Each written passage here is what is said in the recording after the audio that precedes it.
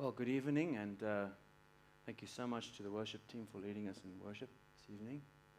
I really appreciate that. Wow, those lights are really bright. As you can hear, I'm not Afrikaans, okay? But I did marry an Afrikaans girl, so I kind of qualified to be here in some sense. Well, that and, of course, being a Christian. My name is Simon, and I am married to Nell, and we have a lot of children, 5 to be exact. It's one of the reasons why I'm here, when you have 5 kids, yeah. It's a little bit crazy. And we're helping you guys with the series that you're doing here. It's our privilege. I am part of a ministry called Rasha Christi, I think as they load up the slides there. And I work with Daniel, who spoke here last week. I think you survived that. So that's a good sign. Hopefully you'll survive next week. He'll be speaking on the resurrection, as I understand, next week. But yeah, we're a campus ministry that began in the United States to help Christians on campus better understand the Christian faith, and to not just tell people what we believe, but why we believe it. What are the reasons for the Christian faith? And so we exist to equip Christians, students on campus, and professors to better understand why they believe Christianity is true, so that we can enrich our conversations as we communicate the gospel, or we attempt to communicate the gospel in this mad culture, and deal with the objections which often come in our direction. And so we're seeking to train thoughtful Christians. We have a South African website there, and we also have, in addition to that, we've got a YouTube channel. So you can go to our website and the YouTube channel and go and get some free resources there. We have articles published almost every week, and also interviews and lectures with scholars from all over the world, local South African scholars and elsewhere, on all kinds of topics. You name the topic, we will at some stage begin addressing it. So do avail yourself of those resources and take a look at that.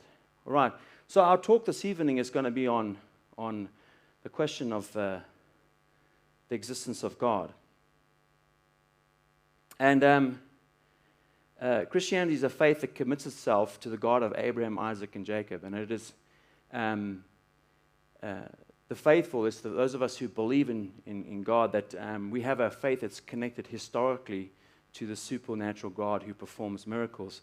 Of course, the centerpiece of the Christian faith is this thing called the resurrection. Of course, there can be no miracles if there's no God to perform them. Okay? There can be no resurrection of Jesus unless there is a supernatural God to resurrect. So the Bible assumes the existence of God, and Genesis starts with God. But the God of the Bible is unlike the God of the Greeks, who was, unlike the God of the Greeks, wasn't born out of chaos. If you look at this verse I have in Acts 14, and this is we've had Paul and Barnabas here doing some ministry work, and they have performed a miracle, and then these people are alarmed because they thought that the Greek gods have come down from the mountains and dwelled among them, and now they want to start worshiping them, and Barnabas and Paul go, stop, and this is what they say. Men, why are you doing these things? We are also men of like nature with you, and we bring you good news, that you should turn from these vain things to a living God, who made the heaven and the earth and the sea and all that is in them. So here we find Paul and Barnabas saying to them, look, we're just like you. The God whom we were confessing here isn't like the Greek gods either. He didn't come out of the chaos. He made everything in existence. This is actually a critique of the Greek view of the gods. And this is apologetics. This is what these guys are doing here. And you see this elsewhere in the book of Acts. Okay? But this is significant, though, because, of course, we need to be addressing the question of the existence of God in our age, because we're living in a skeptical age now. There's a lot of skepticism around, and people are doubtful about the existence of God, or whether you could prove the existence of God. We live in a culture in which many people are saying the kinds of things that Pilate said to Jesus, what is truth? And so we need to be able to attend to this question, because it's what our faith assumes, and without it, Christianity is nonsense. How do we know that? Because you're people of faith, but you have faith in someone, not just in general out there floating nowhere. Your faith as a Christian is attached specifically to this person of Jesus Christ, and more specifically to his death and resurrection. But that all presupposes the existence of God. So we have this verse, which further on in the existence of God in Hebrews 11:6, if you go to the next slide. And without faith it is impossible to please him, for whoever would draw near to God must believe that he exists and that he rewards those who seek him. Here's the relationship between the prerequisite of the existence of God and faith. Okay? Now, why is this important? Because if we live in an age today, if you go to the next slide, this is what people think of us. Is God just a figment of your imagination? As Freud says, religion is an illusion and it derives its strength from the fact that it falls in line with our instinctual desires. Is faith some kind of crutch for you people? Is this just, Father Christmas for grown-ups? What do we do with this kind of stuff? That's the culture we live in. If you live at the university, that's what you're going to get. Okay? Was Freud right? Some people, if you move on to the next slide, when we begin to talk about faith, because I speak to Christians and they talk about faith and say, well, faith doesn't have to do with evidence and proofs and all that kind of thing. It's faith, And so you'll find that they'll say faith is the belief in spite of, or even perhaps because of the lack of evidence. And you look at this view of faith here. Faith is the great cop-out, the great excuse to evade the need to think and evaluate evidence. Faith is the belief in spite of, even perhaps because of, the lack of evidence. This is Richard Dawkins. He's a well-known atheist, wrote a book, The God Delusion. Okay. Notice how he thinks that faith doesn't have anything to do with evidence. And many Christians, unfortunately, agree with his definition of faith. Okay? He's not the only one who said that.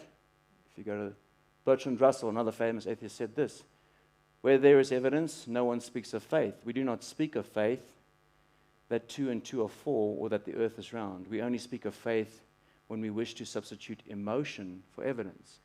So is that all you Christians got out there? A whole wheelbarrow load full of emotion? Why should we believe this? Where's God? Did you bump into him recently? Did you trip over him like you tripped over this chair? That's the culture we live in, folks. And of course, Christians are coming up and saying, well, that's the point of faith. That isn't the biblical view of faith. As we're going to look at now, what I hope to do is I'm going to show you that while faith is trusting in an authority, believing in the ultimate authority, that is God, God has given you good reasons to believe that he exists. And so your faith and your reason are not incompatible with one another. That alongside your faith in Christ and his work, you can find plenty of compelling evidence to believe in the existence of God and many of the other claims that the Christian faith makes. What this should do is it should strengthen your faith. Okay? Because in a culture of skepticism, which everybody's poking you in the eye with a question, if that could be done with a question, but you know what I'm getting at, you can actually begin to strengthen your faith and believe that this is actually true, because alongside your trust in God, you can know that this is the case. Now, I'm not going to give you some kind of sophisticated program, yeah? We're just going to look at these scriptures now, okay? Let's just read through these first ones now. The heavens declare the glory of God. The skies proclaim the work of his hands. Day after day they pour forth speech. Night after night they reveal what? Knowledge. But they have no speech, they use no words, no sound is heard from them. Yet their voice goes out into all the earth, their words to the end of the world. What? Something about the nature of creation is communicating to us. That's why most people are religious, because the cosmos has a particular nature to it. It demands something as rational beings. It demands a response from us. I don't know if you've noticed this, but it's also beautiful. That's why when we get tired of our lives, it's interesting to me, everybody wants to get out of town and go to where? They want to go to nature, as if we were made for it, because something about it is meant to connect us. With whom? Here we have, alongside this verse, a passage from Romans chapter 1. For the wrath of God is revealed from heaven against all ungodliness and unrighteousness of men who by their unrighteousness suppress the truth, for what can be known about God is plain to them, because God has shown it to them. For his invisible attributes, namely his eternal power and divine nature, have been clearly perceived ever since the creation of the world in the things that have been made, so they are without excuse. Apparently, you can know something about the nature of God from the things that have been made. You can know something about his attributes, his eternal power. That's what the scripture says, folks. It doesn't say just have a blind faith. It doesn't say just believe. This is saying that the cosmos is communicating knowledge to you. It's not silent.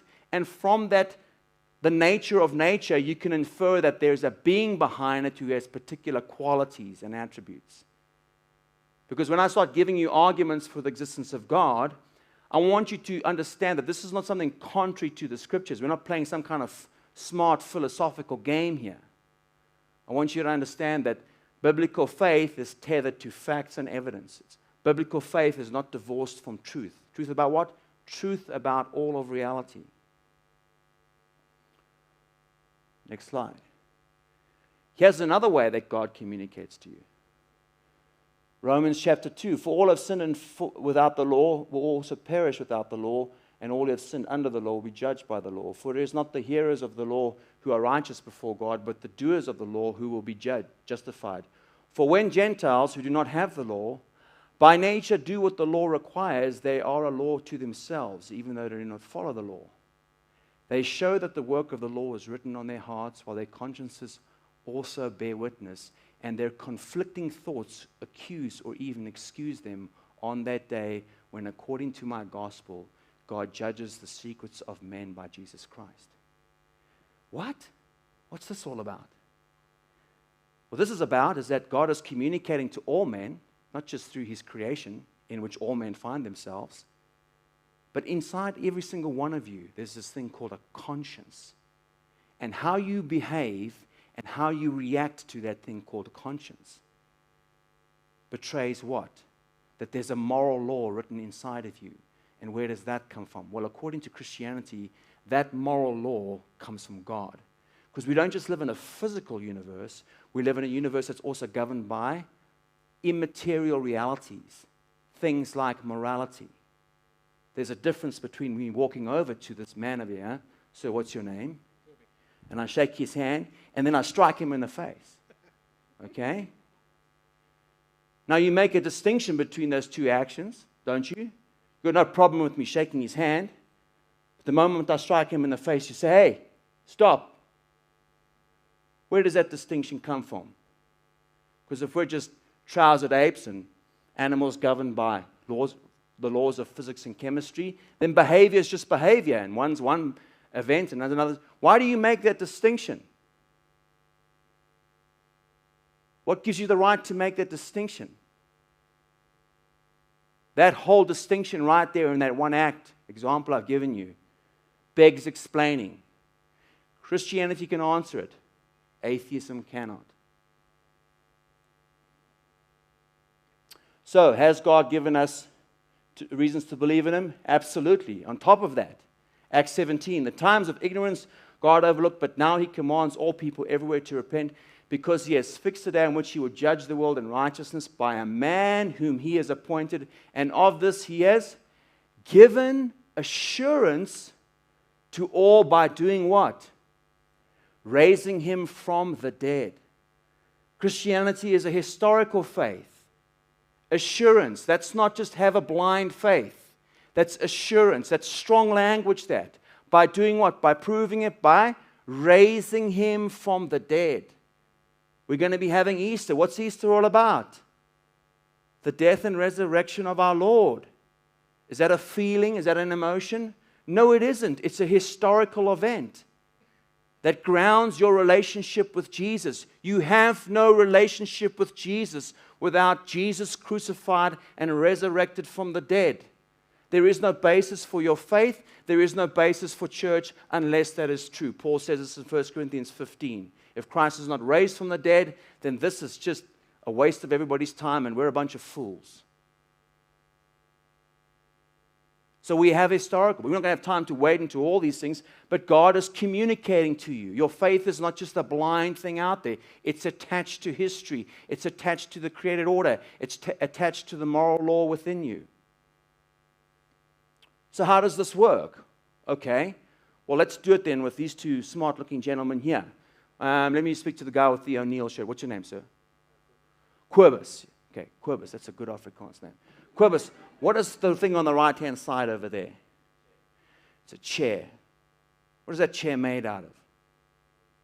Wood, yeah. It's actually a Windsor chair. I'm a carpenter. I like to do carpentry. Now, would you say that the person who made that has some carpentry skills? Why? Well made, and it's made of? And people who work with wood are? Carpenters. What is a carpenter in Afrikaans? Oh, okay. One of those. Okay. Yes. Now, Quibus, what's the thing on the left-hand side? What's it made out of? Okay. But what's the difference between those two things? Yeah. So there's a difference, but would you say that the guy who made the guitar, would he also have to have some carpentry skills? Yeah, but it seems like he would have to know something else, because in addition to being a piece of wood that's put together, it's for a purpose, eh? So it seems like that carpenter would also have some other knowledge about music. Now suppose the carpenter built both of those, okay? You've never met this carpenter, by the way. Can we say with conviction that we've now learned something about this man who made those things? That number one, he's a carpenter, and number two, he's a musician. You've never met him. Yet you know, because you're rational beings and you use your mind, you're making an inference from these things to know something about a carpenter that you've never met. Now suppose, on the next slide, that carpenter has to pen you a few letters. Okay? Would you get to know him even more intimately? Well, through correspondence like that, you would come to know somebody very, very intimately, depending on how many letters they send you. Because through letters and through his account of his life, maybe he gives you letters over his entire life, from when he's a young lad all the way through his training, and he becomes a member of a band, and he gets married, and there's some disasters in his life, and he goes through a war. You would learn a lot about this person from those letters. And then you would come to discover the carpenter that you know. Now, this is something that all of you do all the time in all other spheres of life, and everybody on the planet who's rational does this. This is not that different from this. You're using the same faculties to make an inference from the things that have been made. It's just that creation's a little bit more impressive than a wooden chair. In fact, it's kind of over the top if you actually stop and think about it. Okay? And it's designed as well, just like the chair, except a little bit more impressive than the chair. So why do we make an inconsistent inference then? This is the question for the skeptic. You see design. The atheists admit there's design, and we're going to maybe have time to look at what the atheists are actually saying, because I don't want you to hear it from me. We'll hear it from their own mouths. But something about the nature of creation. This is what Psalm 19 is talking about. That you can know something about God from the things that have been made. Something like that. There's arguments for God from beauty. It didn't have to be beautiful, but it is. Next slide.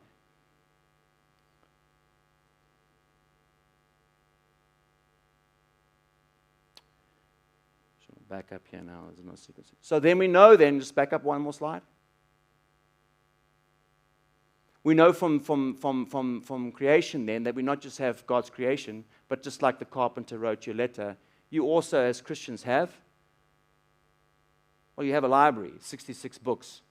You have lots of letters from God's dealing with people for a pretty long time. A history with God and dealing with people. And through those letters and that communication, you come just like you would with normal letters to learn something about this God in a much more intimate, personal way. It's exactly the same way of thinking. Your faith is not irrational and not detached from the normal ways that you approach everything else in your life. Okay, this is very important. Next slide. Psalm 19, next slide. Romans 2, the moral law. That man did not earn those scars from a lion. And you're bothered by that. The fact that you're bothered by that is an argument for the existence of God. Okay. These are things that the scriptures speak of. Next slide.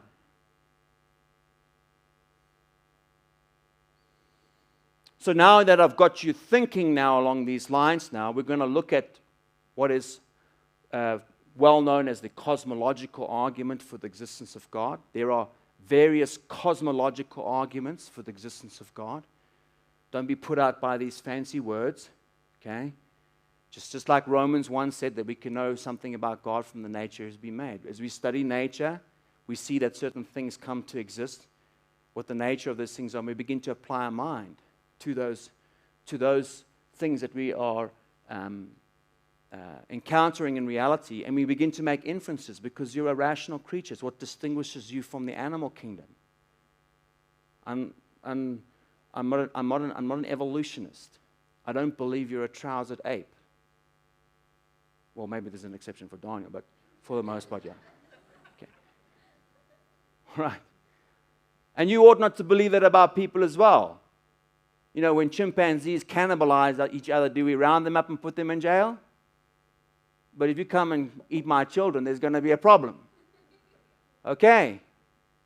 But if we're just apes behaving badly, what's the basis for the distinction?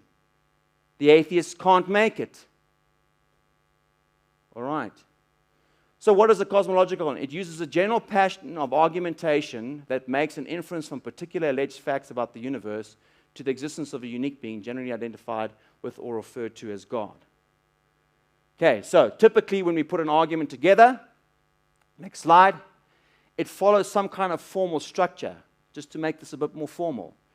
We put it in the form of a syllogism. Two premises, the one on the left is a basic syllogism. Two premises, premise 1, premise 2, followed by conclusion number 3. All men are mortal, Socrates is a man, therefore Socrates is mortal. If the first and second premise are true, and the reasoning is valid, then the conclusion is sound. That's how it works. That's how logic and rationality work. Everything that begins to exist has a cause. The universe began to exist. Therefore, the universe has a cause. This is a cosmological argument. The universe came into existence. Okay, so this is one way we can formulate arguments. You kind of are aware of this as well, because as you look around nature, you go, yeah, gosh, look at this stuff. There must be something behind it. This is kind of the kind of thinking that you're doing. This is just formalizing this.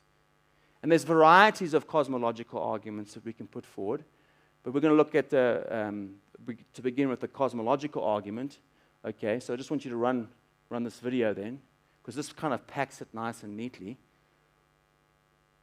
And so just pay attention to how the first and second premises are established, if you can run the video.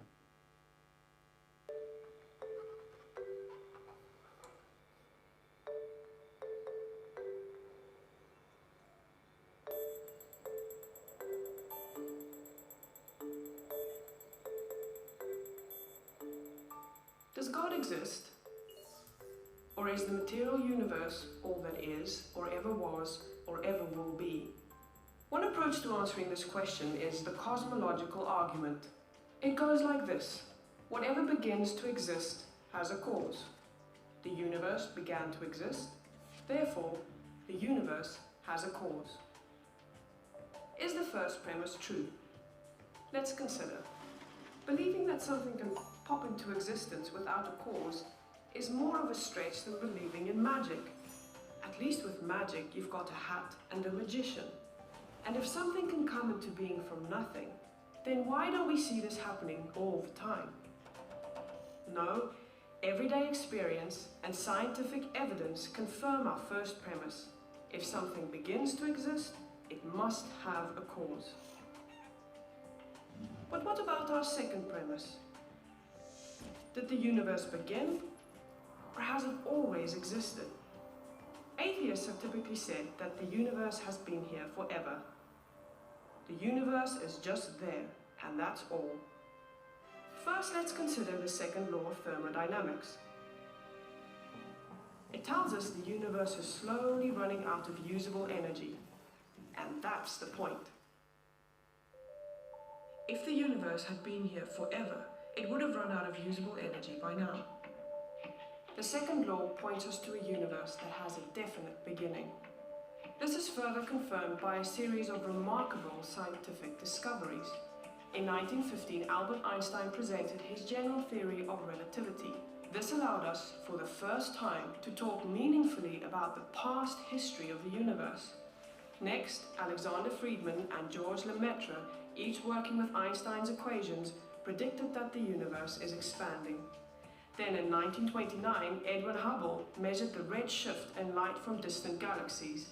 This empirical evidence confirmed not only that the universe is expanding, but that it sprang into being from a single point in the finite past. It was a monumental discovery, almost beyond comprehension. However, not everyone is fond of a finite universe, so it wasn't long before alternative models popped into existence. But one by one, these models failed to stand the test of time. More recently, three leading cosmologists, Alvin Bohr, Alan Guth, and Alexander Vilenkin, prove that any universe which has on average been expanding throughout its history cannot be eternal in the past, but must have an absolute beginning.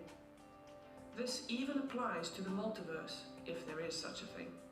This means that scientists can no longer hide behind a past eternal universe. There is no escape. They have to face the problem of a cosmic beginning.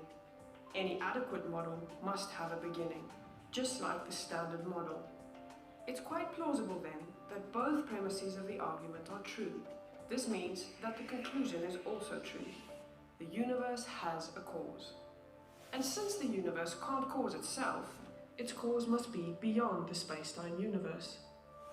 It must be spaceless, timeless, immaterial, uncaused, and unimaginably powerful, much like God.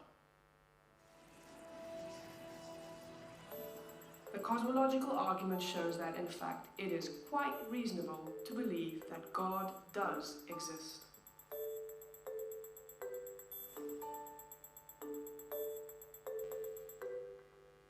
I've got to get the phone number of that woman. She's got a great voice, don't you think? That's my wife, you see, so I'm entitled to have her phone number. Okay, so this is my wife. She's taught in London for a lot of years, so her Afrikaans accent got polished, and the Americans like the sound of her voice, so she got to do this video with a friend of mine on the Cologne cosmological argument. But there's it packaged for you. Okay. Now, of course, there's a lot of information in there and science stuff, but this is one version of a cosmological argument. There's multiple different kinds of cosmological arguments, some that aren't dependent upon all of the scientific evidence here. Philosophical arguments, like, for example, the contingency argument. If you're not familiar with these, that's fine, okay? What we're simply saying here is that there is a portion of the church and men and women who've spent, going way back through church history, who have always had arguments for the existence of God, okay? Going all the way back to even prior to Christianity, the same line of thinking in terms of cosmological arguments you can find in the works of Aristotle and Plato, okay? Same kind of thinking from effect to cause. Okay, you can't end up with an infinite regress of things, okay? Now, typically when you do this kind of talk, if you go to the next slide there, people will come up and say, well, well, then who made God? You've heard that objection, okay? And we'll say, you don't want to say, well, the Bible says so to those kinds of skeptics because they don't believe the Bible, okay? But there are ways that we can speak to these people meaningfully and say to them, look, the argument can be sustained even if you weren't a Christian. What we're arguing for here is the notion that given the nature of what we encounter in reality, Whatever explains it cannot be the same as reality. It has to be different from it. So it cannot be material, finite, temporal. It would have to be different from that. Kind of like if you were standing at a railway line and you saw one of these carts come past. Okay, what's that? That's a box cart. What does it do? It carries stuff. It has a particular function and purpose. Okay? And if you were standing at the railway line and there was one attached to another one and it passed you and there's another one, and you look down the line like you've seen, like we're doing here now, and you saw that, you wouldn't think to yourself, this carries on for infinity.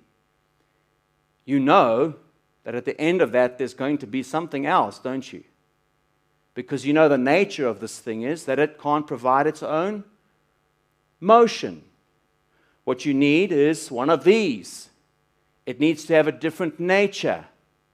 You can't have the same thing, okay, all the time. It's the same when we think of our cosmological arguments. To say that God is who made God is to confuse that God is just another part of the universe. Because He's a necessary being. He's a being that doesn't come into existence. He's eternal. He's not temporal. Okay? He's not material. He's immaterial. Because He's explaining what is material. He has to have a different nature from the things that you and I encounter in this world. Romans 1 says we know something about the nature of God, His invisible attributes, from the things that have been made, which presupposes we understand what has been made, and we go, whatever explains this would have to be different. It would have to be extremely powerful, for sure. This is the kind of thinking that's going on in Romans. And these arguments map on beautifully to that. So we do that. Now suppose you come across this thing. Next slide. Okay? At the beach.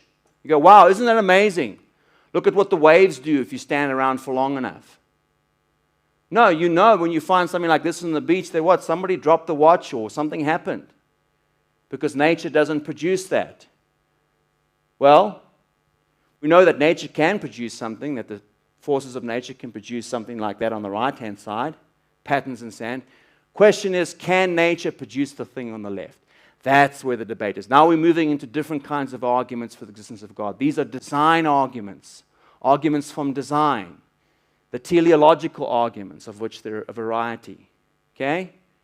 Not only do you have to explain that, you have to explain what's on the next slide. That. Does that have the overwhelming appearance of being designed? Yeah. You think that it emerges out of chaos, unguided, physics and chemistry produces that? Because that's the inference you have to stick with if you are a non-theist. Yet the overwhelming impression when you encounter nature and these things then is that this is designed. Purpose, function, ends. Go to the next slide. I'm not the one saying that. This is what the atheist says. Biology is a study of complicated things which give the appearance of having been designed for a purpose. Natural selection is the blind watchmaker, blind because it does not see ahead, does not plan consequences, has no purpose in view. Yet the living results of natural selection overwhelmingly impress us with the illusion of design and planning. Hang on a sec, Richard. Maybe it isn't an illusion. Maybe you should stick with the first intuition that when you encounter design, there must be a designer. So you just don't like the inference, Richard. Maybe that's the problem going on here. Next slide. Can nature produce this? Through gradual processes. Next slide. Here in South Africa, we have arguably the greatest examples of evolution according to them, because if you go down to the cradle of mankind, you can go and see all of these finds. Problem with this is debate has moved on a little bit, folks. Since this debate. This is not where the debate is. It was where the debate was years and years ago, but showing me the relationship between two prehistoric Homo naledi and Sadiba, and that is really a long leap to go. Gee whiz, they have some similarity there for evolution. That leap is way too far. Why is that leap way too far? Go to the next slide. Because now not only can we look at nature on a cosmic scale, we can look at nature at a macro scale. We can go down electron microscopes and we can peer into the cell, and those are actually individual blood cells on the end of a hypodermic needle. You can count them. We can go smaller than that. Next slide. We know that what all of you have inside you in every single cell is what? An information system. It's called DNA. We live in an information age, and all living stuff is governed by an information system. Where do information systems come from? Mindless matter? Periodic tables and physics? No, nobody believes that. When you come across information, you think that there's been an informer there. This is exactly the same inference. What's with the inconsistent inference from the science? The science has painted these people into a corner now, because now the science has confronted all of science with an information system. And if it's an information system, you have to have somebody to give that information system. And there you're only left with one of two options. Either some aliens did it, or maybe it's God. Well, I'm going to stick with the God hypothesis. Go to the next slide. Okay? How do we know it's information? They're having competitions to store information on this thing. Where Harvard's Wilson Institute has successfully stored 5.5 petabits of data, around 700 terabytes on a single gram of DNA. What? How much information is that, tech geeks? Any tech geeks in the house? 700 terabytes? I don't know, but I'm told that's a lot. They're having competitions to put information onto this biological structure. Okay? So we live in an age of information, and we've been confronted by a biological information system. Next slide. When you come across information, do you think it comes from a mind? Absolutely. Do you think that the waves could produce that information on the beach? No. Well, the information inside you is far more complicated than Lisa and Anthony. It produces you. It builds you. You specifically. Next slide. That's the wrong slide there, but there was another slide beyond that. Yeah. So when you come across information with a tablet in archaeology, you go, information, therefore, human beings. When you're confronted with biological information, what does the atheist do? No, that's not from a mind. That must have been an accident. Physics and chemistry produced that. Hang on a sec. Next slide. We're going to finish with this one. Go to the next one. Now, I want you to hear this now, okay? This guy here on the right with those huge eyebrows, like I'm developing some of those myself. Now, when you get old, your hair falls off the top and it goes to places you don't want it, out of your ears, and your nostrils slides down onto your back, and you also your eyebrows as well. This guy got the Nobel Prize for discovering DNA. Two guys got it, Crick and Watson. He was so overwhelmed by the nature of the complexity of DNA that he said what? This is one of his theories, directed panspermia. The intentional spreading of the seeds of life to other planets by an advanced extraterrestrial civilization, or the intentional spreading of the seeds of life from Earth to other planets by humans. That's the guy who got the Nobel Prize for discovering DNA. What is he saying there? That this DNA thing came from some other species. Aliens, that's what he's talking about here. This is the guy who got the Nobel Prize. I'm not making this up. You can go and look at this online now, folks. This is a legitimate theory coming from the secular scientists. Why?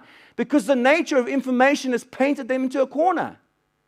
And at this juncture, I'm comfortable in believing with the God hypothesis. Because this kind of skepticism says, I don't think you have a problem with the science, yes, sir. I think you have a problem with something else. That's where we are, folks. This is a design argument. Now, if you can put this argument in the minds and the hands of young people, then we've got something compelling to say to a skeptical culture, because there's very good reasons to believe in the existence of God. And I've only given you two.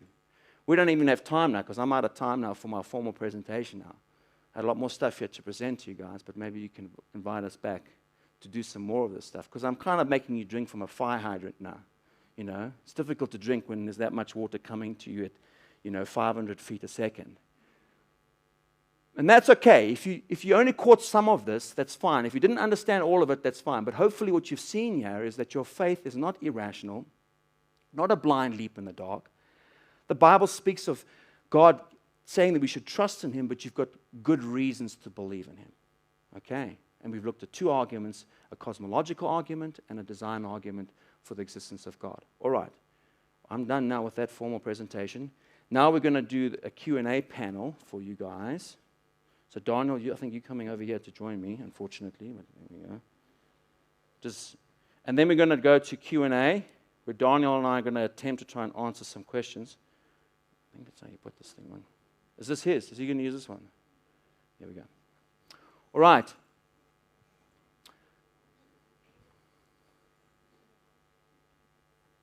Okay, since nobody likes to ask the first question, we'll move to the second question. Okay. Does this make sense to some of you? Is this helpful to some of you? Particularly to you younger folks at the universities, because you're probably getting it in the neck from the skeptical secular university. Because they, like Richard Dawkins, think that faith is for people who are just emotional, it's religious nonsense, and if you want real facts, then you've got to go to the science department, and that's where the truth is, and the religious people can go over there and strum their guitars and sing to Jesus, but that's nonsense. That's not truth, that's just feeling. That's false, folks. It's false. Many of the greatest scientists in the world were Christians.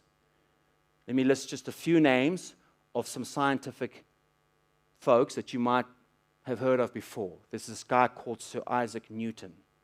Happens to be a fairly famous scientist, like the most famous.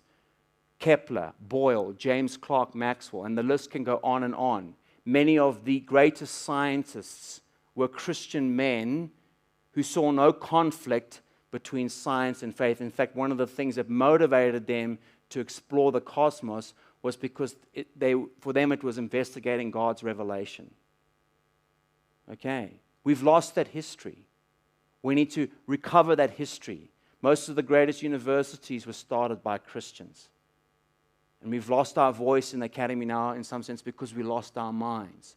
Because we forgot what it was like to love God with our minds. Because we didn't believe that there were reasons for faith. And that is not a biblical view, as we've seen from the scriptures itself, and also just by looking at the facts and the evidence, which beg explaining. Any questions? Gosh, we did a great job tonight. We can just go. Hey? Any questions? Would you like to look at another argument for the existence of God? Hey? Yes. Yes, sir. Last week I was first, so I'll be first again. Okay. So the argument you'd probably hear the most would be, if there's a God and if God is good, why does bad stuff happen to good people? Or to bad people, why does bad stuff happen? Okay. All right, so that question then would be what is typically framed as the problem of evil. Okay. Which would be arguing from the skeptic's position, if God exists and if what you Christians believe about God, that it is all-loving and all-knowing, okay, and all-powerful, then He would necessarily get rid of evil. Because if He's all-powerful, He can get rid of it. If He's all-knowing, He knows when it's going to happen. And if He's all-loving, then He would love us and get rid of evil. Okay? That's the kind of syllogism that they're putting together in their minds. This is known as the problem of evil. And this is worthy of a lecture in and of itself to do then. Okay? So this is an argument typically coming from skeptics towards us to say that God doesn't exist. Now that argument was formally put together by J.L. Mackie in the 1960s. It's called the logical problem of evil. And Alvin Plantinga was a Christian philosopher who wrote and refuted that argument.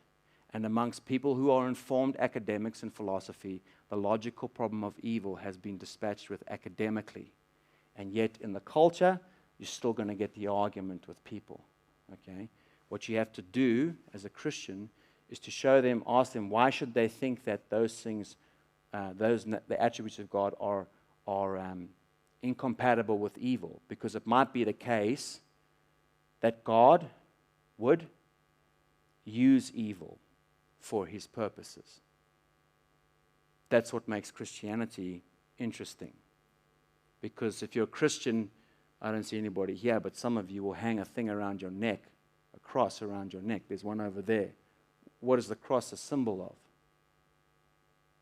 What's the cross a symbol of? What is that thing? It's an instrument of torture. It was used to shut your mouth if you were going to cause riots in the Roman. And the Romans got it from the Carthaginians. They crucify you so that you wouldn't cause a mob. And yet you Christians hang it around your neck. Well, why do you hang you hang a guillotine around your neck? You know. Why do you? Well, we hang it around our neck because it's more than just a cross, is it not? It's more than, there were many people who were crucified. But there's something about Jesus and his crucifixion that's distinguished them. We make a distinction. And yet it's interesting that God chooses to reveal something to us. In fact, it chooses to reveal the most important thing he has to us, that he loves us, through what? Through an evil event. Now, either that's just nonsense, or maybe the God of the Bible has something to say about evil. Okay? Now, I think it's a good starting point for us as Christians, because I believe that we have something to say to the problem of evil, although what we have to say about it is not going to bring people consolation in this life. Okay? Remember that. Our consolation is in the hope of the resurrection. Okay? So here's how I might tackle this then. Suppose I speak to a skeptic who raises that. The first thing I'll do is I'll ask them to define what evil is. And most people can't define what evil is. They're just kind of aware of some kind of bad things. It's important that we ask them that question, because if we can define what evil is, and evil is a privation, it's an absence of goodness, okay, a lack of something. So, for example, blindness in an eye is to have an evil in that eye. It's a lack of sight, for example. To be morally corrupted, to have moral evil, is to lack some virtue, is to lack courage, charity, grace. Okay? That's what Jesus is doing in your lives when you become sanctified. That which is missing in you, the darkness, the lies, the deceit, is getting displaced by the light. Okay? It's taking the evil out of you and putting the good back in you. That's what redemption is. That's what God does by his nature. Okay? This is the kinds of things I'll bring up with them. Because in what I sometimes do is say to them, let's suppose that Christianity is false. What do you have to offer on the question of evil? Well, if you could go to those slides, I don't know if I've got them up there. You can go further on. That's why the atheist there. To the atheist, there is no such thing as evil. Remember, if the universe is governed by the laws of physics and chemistry, all you have is just physics and chemistry. You're just a moist robot. You're just a complicated Eno experiment. Do Eno experiments care? No, they don't. There we go. During the minute that it takes me to compose the sentence, thousands of animals are being eaten alive. Many others are running for their lives, whimpering with fear. Others are slowly being devoured from within by rasping parasites. Thousands of all kinds are dying of starvation, thirst, and disease. It must be so. If there ever is a time of plenty, this very fact will automatically lead to an increase in the population until the natural state of starvation and misery is restored. If a universe of electrons and selfish genes, blind physical forces, and genetic replication, some people are going to get hurt and other people are going to get lucky, and you won't find any rhyme or reason in it, nor any justice. The universe that we observe has precisely the properties we should expect if there is at bottom no design, no purpose, no evil, no good, nothing but pitiless indifference. That's what they're saying. Next slide. That's what you are. You're just a machine. Next slide. Here's another atheist. I want to quote their own poets to you. I don't want to put words in their mouths. This is what they're saying. Morality is a biological adaptation no less than other hands and feet and teeth, considered as a rationally justifiable set of claims about objective something. Ethics is an illusion. I appreciate that when somebody says, love thy neighbor as thyself, they think they are referring above and beyond themselves. Nevertheless, such a reference is truly without foundation. Morality is just an aid to survival and reproduction, and any deeper meaning is illusory. Next slide. Here's Nietzsche, the most famous atheist of all, the guy who said God is dead. If one were omniscient, one would be able to calculate each individual action in advance, each step in progress of knowledge, each error, each act of malice, to be sure the acting man is caught in his illusion of volition. If the wheel of the world were to stand still for a moment and an omniscient calculating mind were there to take advantage of this interruption, he would be able to tell into the Father's future of each being and describe every rut that wheel will roll upon.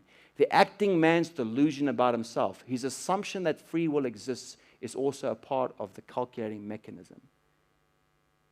So when I speak to the atheists or other people about evil, I'm also quick and interested to know what they're going to have to say.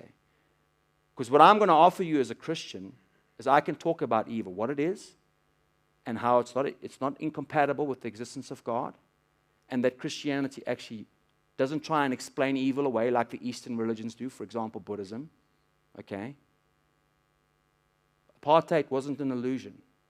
Neither was my uncle getting bludgeoned to death on a farm in KZN, or my aunt getting gang raped last week in the Cape. It's not an illusion.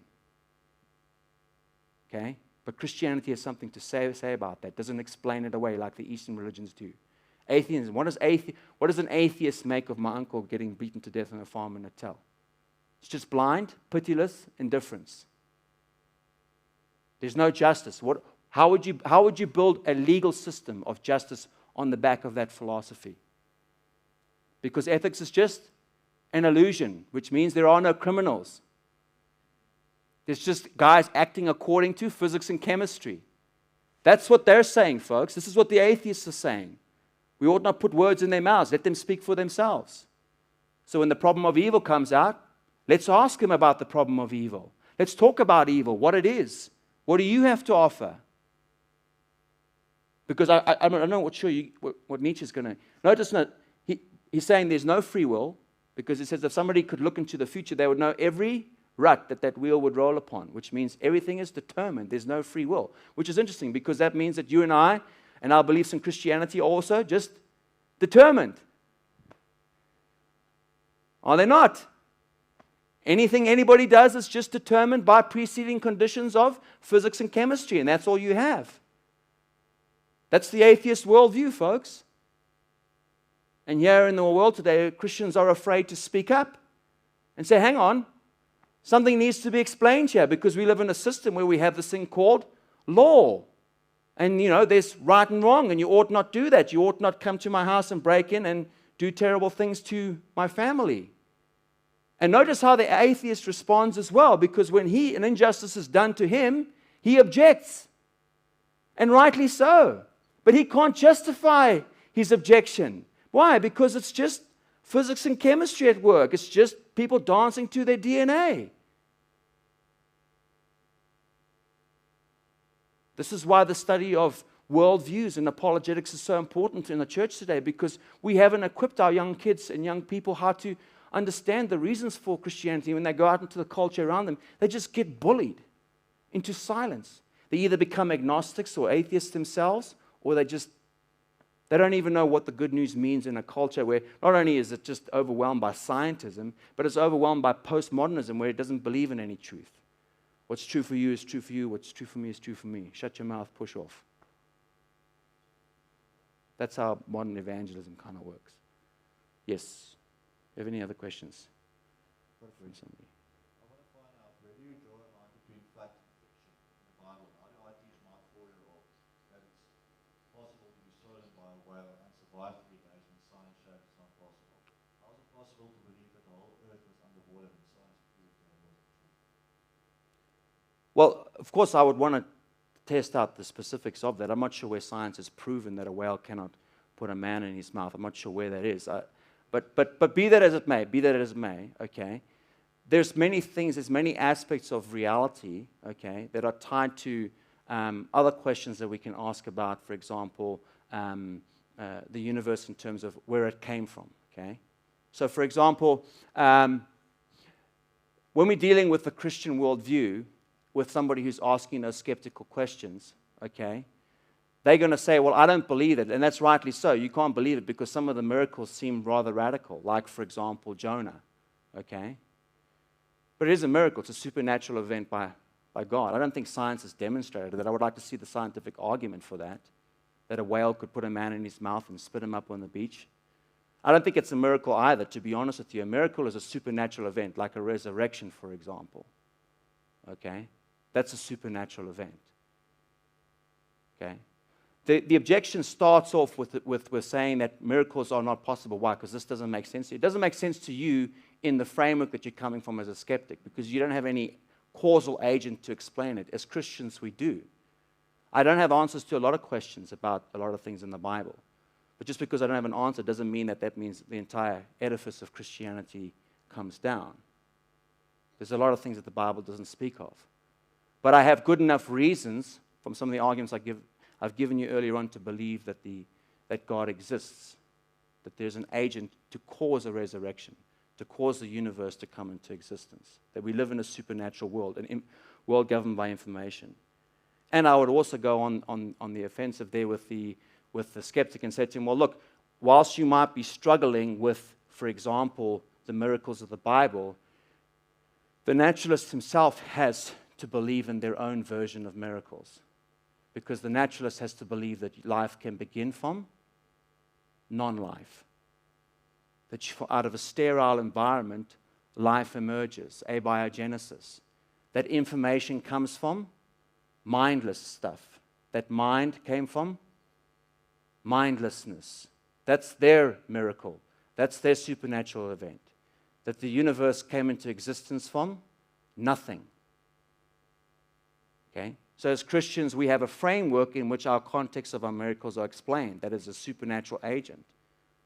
I don't just believe in the resurrection because of kind of like, I have an agent there. I have a supernatural power to cause those things to come to be. But I think that the naturalist himself is also put in a position where we can ask some questions of his own worldview as well, to help kind of make the point. Okay? Maybe Daniel wants to add something to that as well. I would just, maybe just a good guideline when you're thinking of what science is able to do and what we read in the Bible might be that as Christians we know that God is the author of both, like He's the author of a book and He's the author of the world out there. So if that's the case, then there won't be any contradictions between the conclusions that we get from both. So I think that's just a good guideline of looking at God's two revelations and the conclusions we arrive at. Yep. Yes. I do have an SMS and WhatsApp as well. Okay. Okay, so the first one says, wat kan jy vir iemand sê wat glo dat Jesus 'n mens uitgedrukte konsep is om mense te beheer? Okay, so if I translate right, who would say to somebody who thinks that Jesus is It's thought out by people to control people. Okay, so here's what I'd say to that. That smacks and stinks of Marxist kind of hermeneutics of suspicion, okay, which you see in everything. That somehow there's an agenda out there, that people are always trying to do something with ulterior motives. That's pretty much how our culture thinks today about everything. There's always an agenda, there's always a motive, okay? How we would diffuse that as Christians, I'd say to them, well, just go and examine the historical evidence concerning the life and person of Jesus. And you realize that it wasn't just some idea thought up in the minds of individuals to manipulate and control them, okay? That Jesus existed as a person in history in which we're confronted with him, not just in the New Testament, but other ancient sources written at the same time which talk about the person of Jesus Christ, like, for example, the works of Josephus. Okay? That's just one example. There's many others. So written at the same time that the church was being birthed, other people were writing down stuff at the same time. Okay? They were not Christians, but they were also dealing with many of the people you get confronted with in the New Testament. People like Festus and Agrippa and all of these leaders and Caiaphas and the high priest. And the events of which are happening in that period in the first century are the same events in which Jesus is born, and he goes through those same things. And if you read Josephus, you'll see those events and those people intersecting with the New Testament. Just go and read the book of Acts, or Luke and Acts, which is really one book, and then read Josephus, particularly the end of Josephus, and you'll encounter the same people. In fact, we know a lot of the stuff we know about the people in the New Testament, We know because of Josephus. So Jesus isn't some kind of mythical figure that's invented to manipulate people. He was a historical figure that lived at a particular period of time.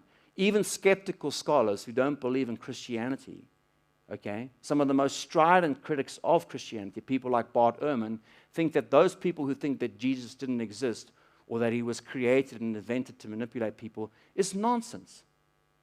It's so divorced from the facts of reality. I would just challenge that person to go and do an earnest investigation into the historical person of Jesus Christ. Now, of course, we know that history is one thing, okay, and history doesn't make you a Christian, because you can believe everything about Jesus historically, but until you submit your will and you trust that he died on the cross for your sins, then there's going to be no conversion to Christianity, because Christianity is not just about believing the existence of God and knowing Jesus, it's actually having faith in him. I mean, the scripture says Satan knows who God is, and he knows who Jesus is, but Satan has a problem with God. So it's not just knowing that something is the case, it's also an act of your volition, submitting your will, which is primary. Yeah. Ja, en ek kan seker Afrikaans praat, maar die debat het ook al 'n bietjie aanbeweeg. So lank terug sou die vraag gewees het, was Jesus 'n historiese figuur en almal het daaroor wonder. Die vraag is nou nie oor of hy 'n historiese persoon was nie. Die groot debat lê nou of hy regtig uit die dood uit opgestaan het.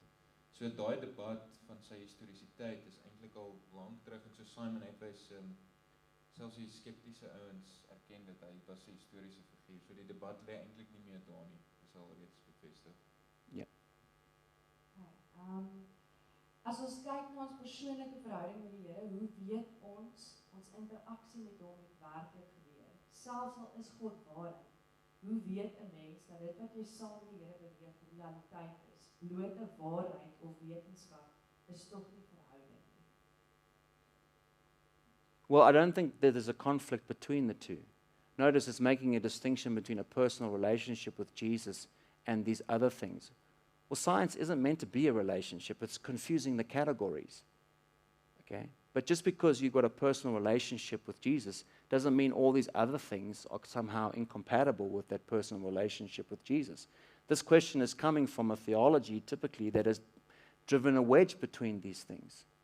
That is that my personal relationship with Jesus is very subjective and personal because it's my sin that I was convicted of. So God deals with you all on a personal level, but that doesn't then strip Christianity out of the context of having something to say about science or everything else in society as well. There is no conflict between those, supposed conflict between those two things. In some sense, Christianity is subjective, because on a personal level, you get convicted of your own sin and you come to believe in Christ. That's getting saved, and you trust in him. But then it also speaks about historical events. Well, whether you're a Christian or not, Jesus Christ was crucified under Pontius Pilate. That's just a historical fact. It's true for the atheist, it's true for the Hindu, it's true for the Muslim. Okay? And either he was crucified under Pontius Pilate or he wasn't. You can be indifferent to that at some level.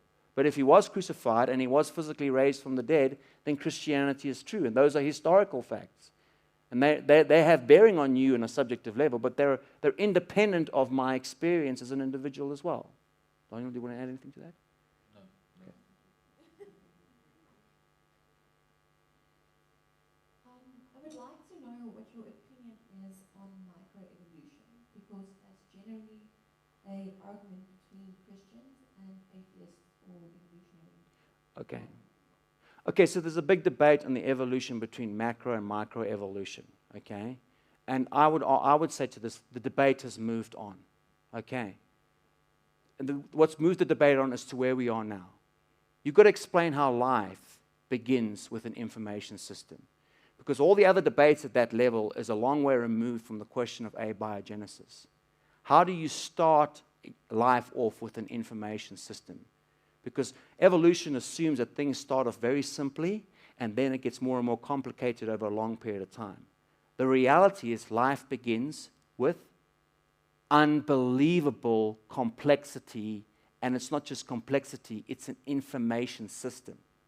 So whatever conversations are happening down that road, whilst they're interesting, the debate is really about this issue here. That's where I would take it then. I mean, you could get into the conversations over micro and macroevolution. Certainly in microevolution, if you take certain animals in a particular climate that's colder, they might develop certain things genetically, and so there's a range that allows for a certain amount of adaptation within an area, so you might have evidence for microevolution.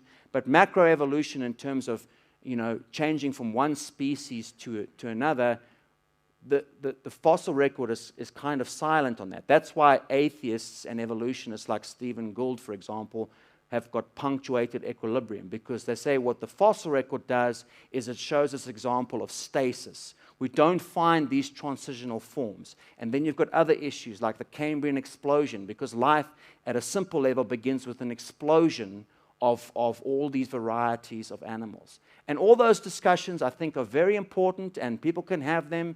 And I'm not a scientist as well, but I've got friends of mine who are paleontologists and all that, and I listen to that debate. But in my estimation now, the big question now, in an age of information, is that information system in that single cell. Because if life begins with a single cell, it starts with an information system. We know that. And information systems come from an informer, a mind, a design. That's what Francis Crick and Watson, that's why they've punted to directed panspermia. And I think that is a very telling conviction. So what I'll tend to do, because I'm not a geologist and I'm not a paleontologist and I'm not a scientist who can wade through evolution, is I'll get my science friends to wade into the details and specifics of that. But I find that this question over abiogenesis and this question of information systems is a little bit easier to get your mind around. And it brings the debate where it needs to be. So for example, the cradle of mankind, they're talking about, we found these various Homo naledi and Homo sediba, and everybody got very excited at you. You remember that? It was in the papers. And then they dated those things. Okay? They were all excited because they thought that those things would be dated back to about 2 million years ago, because they want them to fit into the transitional record thing that they've got. Not that answers how you get an information system, but be that as it may, let's grant it. The problem is when they dated it, how old were those things? This wasn't in the papers, by the way. They didn't make such a big splash of this. They're about 300,000 years old. Not 2 million years old. So it's created a problem now, because now you've just got other things that are too recent to try and fit and plug this, but that's not in the papers, and people don't talk about that. Lee Berger's not out there saying, hey, we were going to plug this big gap in our evolutionary tree, and then the geologist said, no, we've drilled there I know this because friends of mine were in the geology department at UJ, which is the team that goes in to drill those caves. But I think that the debate really is over information systems. That's where I would take that conversation, okay? Because it can get technical for those of you who are non-scientists. Study it and take an interest in it. I encourage all of you to do that. But I want you to know this, that as Christians, you have very compelling reasons to believe in Christianity. You're not going to answer all the objections. You're not.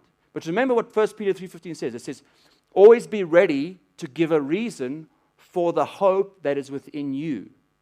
Okay? Why do you find those things persuasive? I found these things persuasive to the extent that I can. My training's in philosophy, so I can better handle the moral arguments and the philosophical arguments. Some people are better in the design arguments. Some people love the history, the historical stuff. Okay? So, you can investigate these things. And then you tell people why you believe it's reasonable to believe these things. Okay? You don't have to defend. No, God didn't say defend all of Christianity against all objections, against all the skeptics in the world and every single objection. No. But what I'm saying to you, Christians, is there's good reasons to believe in Christianity. All right, I think we're out of time now. I think I'm going to get Daniel to close for us this evening.